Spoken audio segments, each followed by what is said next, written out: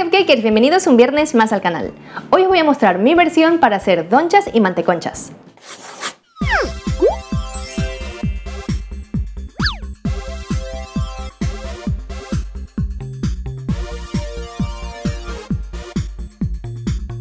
No sé si lo habéis escuchado ya, pero internet está enloquecido con este tema de las donchas y las manteconchas. Y de hecho, muchísimos compañeros de aquí de YouTube también han hecho su versión. Aunque lo cierto es que las manteconchas fueron creadas en una pastelería de Querétaro, en México. Y unos días después surgieron las donchas. Y de ahí vino todo este revuelo de las donchas, las manteconchas, entonces yo quería saber cuál estaba más rica. Antes de hacer la receta me puse a investigar muchísimo qué era esto de la doncha y la manteconcha. Y resulta que las manteconchas son los típicos dulces mexicanos llamados conchas, pero horneadas en cápsulas o capacillos para cupcakes. Yo en un principio pensaba que era la unión de las mantecadas mexicanas con las conchas, pero no, resulta que no es así. Y bueno, después de tanto investigar descubrí que con la misma masa se hacían las donchas. Y por eso hoy vamos a probar las dos versiones. Así que si quieres ver cómo se hacen, pues quédate a ver el vídeo porque la receta empieza ya.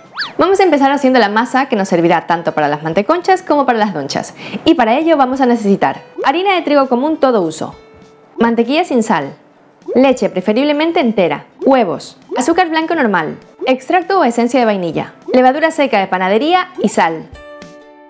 Antes de empezar con la receta os quiero contar la importancia de utilizar la levadura correcta. En este caso estamos utilizando levadura seca de panadería, que también la podéis sustituir por levadura fresca. En este caso tendréis que utilizar 30 gramos de levadura fresca. En este tipo de masas no podemos utilizar la levadura química ni el polvo de hornear, ya que de lo contrario la masa nos quedaría con una textura como de bizcocho. Y lo que queremos es que nos quede con una textura de pan. Así que ya sabéis, si queréis hacer esta receta tendréis que buscar en vuestro supermercado la levadura seca de panadería o en su defecto la levadura fresca. Ahora sí, sabiendo todo esto vamos a empezar con la receta y para ello vamos a comenzar calentando la leche. Una vez que ya tenemos la leche un poquito tibia, la ponemos en un bol más grande. Ahora le añadimos toda la levadura seca y mezclamos un poquito. Luego le añadimos una cucharada bien hermosa de la harina de la receta y una cucharada de azúcar también del azúcar de la receta. Hecho esto, lo mezclamos todo muy bien hasta que no tengamos ningún grumito. Si veis que queda algún grumito, sobre todo de harina que está un poquito difícil de disolver, lo podéis aplastar con una cuchara. Una vez listo, lo dejamos reposar 10 o 15 minutos hasta que veamos que ha triplicado su volumen. Este proceso es muy importante para comprobar que la levadura está realmente activa, ya que a veces la tenemos almacenada durante mucho tiempo o simplemente la compramos defectuosa y así no nos va a servir para hacer este tipo de panes. Por eso es súper importante comprobar que la levadura está viva para que reaccione. Hecho esto, ponemos el resto de harina sobre la mesa de trabajo y con la ayuda de las manos hacemos un huequito en el centro como si hiciéramos un volcán. Y aquí en el centro vamos a poner la levadura fermentada, el resto de azúcar, la vainilla y los huevos. Mezclamos todos los ingredientes que hemos puesto en el centro con un tenedor. Y casi se me olvida añadir la sal, pero bueno, no pasa nada, la ponemos ahora en el borde exterior de la harina. Y cuando ya los tengamos integrados, vamos a ir mezclándolos con la harina. Y ahora como ya se nos está complicando un poquito seguir mezclando con el tenedor, pues vamos a utilizar las manos bien limpias. Como voy a trabajar mi masa directamente en la mesa de trabajo y con las manos, voy a utilizar una rasqueta como esta. Así que si tú tienes una parecida o igual a esta, te recomiendo utilizarla. Y aquí ya simplemente vamos a ir amasando hasta tenerlo todo bien integrado.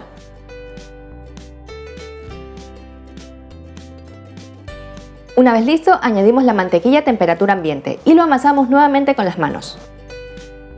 Como veis, al principio parece como que la masa se va volviendo más pegajosa, pero no os preocupéis porque esto es totalmente normal. Y para que la masa vuelva a tener una buena textura simplemente tenemos que seguir amasando durante unos 20 o 30 minutos, aunque eso depende de la fuerza con que lo hagáis. Como mi clase de body combat ayer. Cross jab, cross jab, cross jab. Si queréis también podéis hacer esta masa en una batidora tipo KitchenAid o en una amasadora, pero yo hoy quería mostraros que también se puede hacer a mano. Bueno, después de unos 20 minutos de amasado, 25 más o menos, ya tenemos la masa lista. Bueno, está un poco así como chiclosita porque es una masa, pero ¿veis? No se pegan las manos. Así que ahora vamos a hacer una bola con ella. Vamos a meter las puntas de afuera hacia adentro. La metemos un poquito así de fuera hacia adentro. Ahora la engrasamos con un poquitín de aceite. Esto lo hacemos para que luego no se seque mientras está fermentando. Y la dejamos en un bol engrasado. Lo tapamos con papel film y la dejaremos reposar para que fermente y aumente su tamaño. Para que la masa fermente mejor y más rápido, la dejaré dentro del horno apagado con un cuenco de agua caliente. El agua caliente hará que la temperatura del horno aumente y haya humedad, y esto nos viene genial para fermentar la masa. Mientras tanto vamos a hacer la costra azucarada que va en la parte superior, y para ello necesitamos harina de trigo común todo uso, azúcar glass, también conocido como azúcar impalpable o azúcar flor, Mantequilla sin sal a temperatura ambiente, aunque si queréis también la podéis sustituir por margarina o manteca vegetal. Y colorantes alimentarios a vuestro gusto. En este caso yo los voy a utilizar de color rosa, magenta, amarillo, turquesa y verde. Para empezar vamos a pasar por un colador la harina de trigo y el azúcar glass. Es importante tamizar el azúcar glass porque veis, se hace como pelotitas. Bueno, aquí tenemos una pelotita de harina de trigo y si no lo tamizamos luego nos encontraremos estas pelotitas en la mezcla y como no queremos esto, pues lo mejor es tamizarlo. Una vez esté todo tamizado, añadimos la mantequilla sin sal. Y recordad que es muy importante que esté a temperatura ambiente. Así será muchísimo más fácil mezclarlo con los ingredientes secos. Y aquí nos toca amasar otra vez, pero ya veréis que esto es muchísimo más fácil que la masa anterior y en un momentito la tendremos lista. Bueno, ahora sí ya tengo la masa lista y como veis esta ha sido súper fácil de trabajar. Creo que me ha tomado 3 minutos en mezclarlo todo y ahora que ya la tengo lista, que ya tengo todos los ingredientes bien mezclados y que no se me pegan las manos, pues ya puedo separar unos trocitos para teñirla. Yo ya he dividido esta masita en 6 partes de unos 95 o 100 gramos más o menos, así que ahora las voy a teñir. Con este color de aquí, el rosa, haré 2 intensidades, así que cogeré un poquitito para hacer un rosa un poco medio y luego teñiré otra masa de un color más fuerte. Ahora teño la otra con el mismo colorante, pero añadiendo un poquitín más para hacerle un color un poco más subido. Y ahora seguiré teñiendo el resto de masas.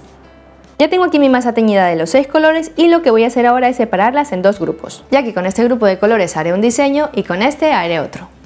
Después de 1 hora y media ya tenemos nuestra masa perfectamente fermentada, así que vamos a trabajar con ella.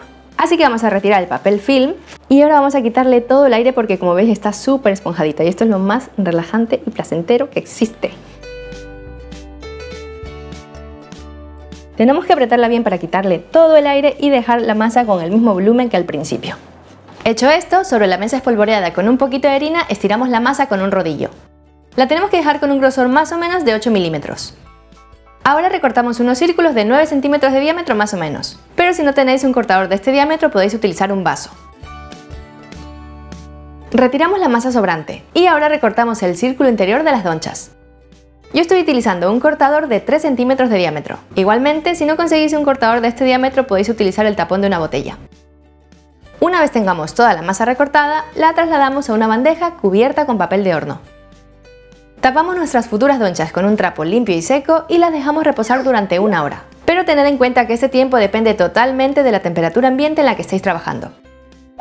Mientras tanto vamos a preparar la costra de colores de las donchas. Para ello tomamos 3 bolitas de un color distinto cada una y con ellas hacemos una bola más grande. Ahora la ponemos entre 2 pedacitos de papel film y las aplastamos hasta que queden con un grosor más o menos de unos 2 milímetros. Hecho esto, retiramos el papel film de la parte superior y la recortamos con la forma de la doncha. Es decir, en este caso, con los mismos cortadores que cortamos la masa de las donchas, vamos a recortar la costra.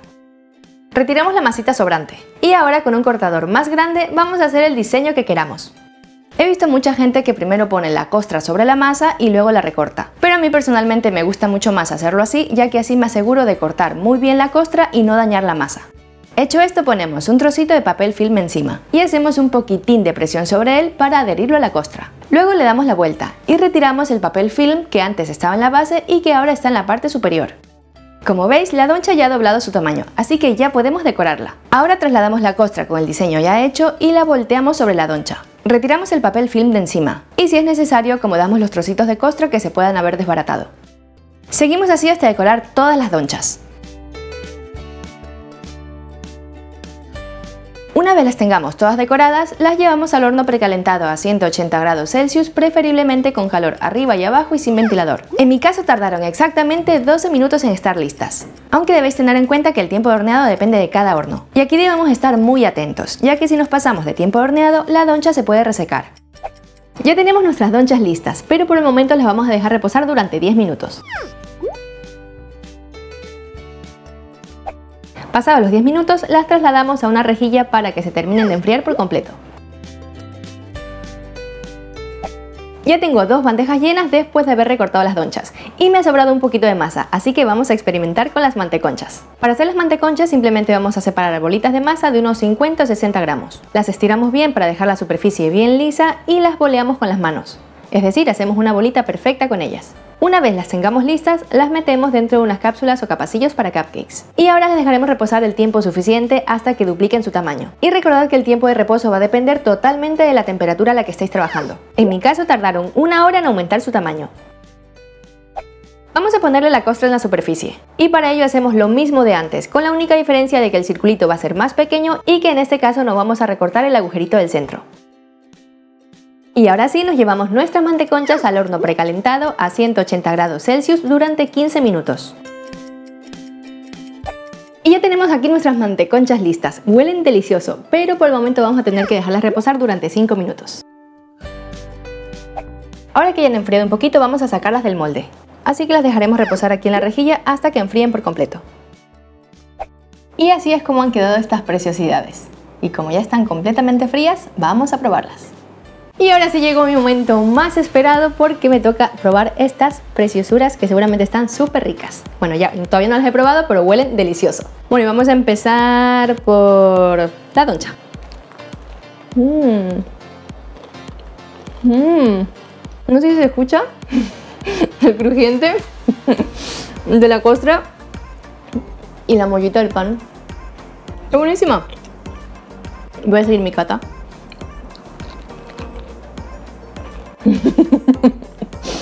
Bueno, me seguiré comiendo esta doncha, pero es que todavía tengo que comerme la manteconcha, así que vamos a hacer un ejercicio de contención y vamos a probar la manteconcha. Es como un cupcake, se despega súper bien. ¡Qué bueno! ¡Wow! Mira qué bien queda la forma de la cápsula. Se ve riquísimo y se ve súper esponjosito. ¡Wow! ¡Wow! ¡Qué mollita más rica! Esto tiene una pinta espectacular, ¿eh? Mirad qué esponjoso esto. ¡Wow! Ya habéis visto la miga tan rica que tiene esta manteconcha y así que yo voy a hincarle el diente porque ya no me aguanto más.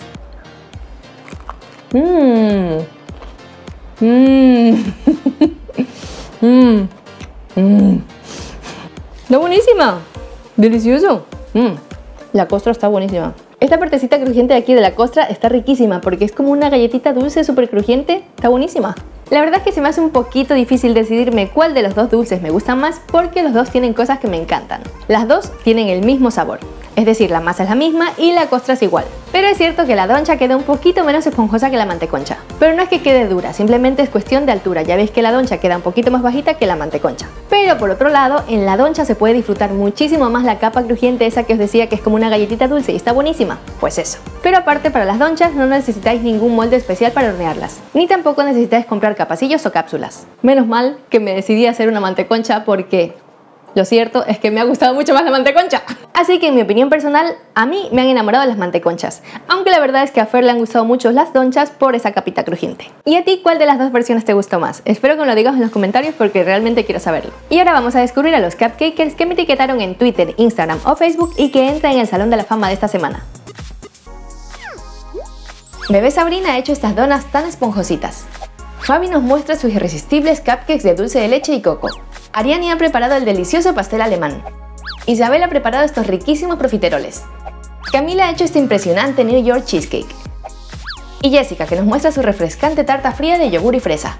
Muchísimas gracias a todos por hacer mis recetas y que sepáis que ya estáis en mi Salón de la Fama. No olvidéis suscribiros al canal y darle un super like a este vídeo. Nos vemos el viernes que viene con una nueva receta. ¡Hasta pronto, cupcakers!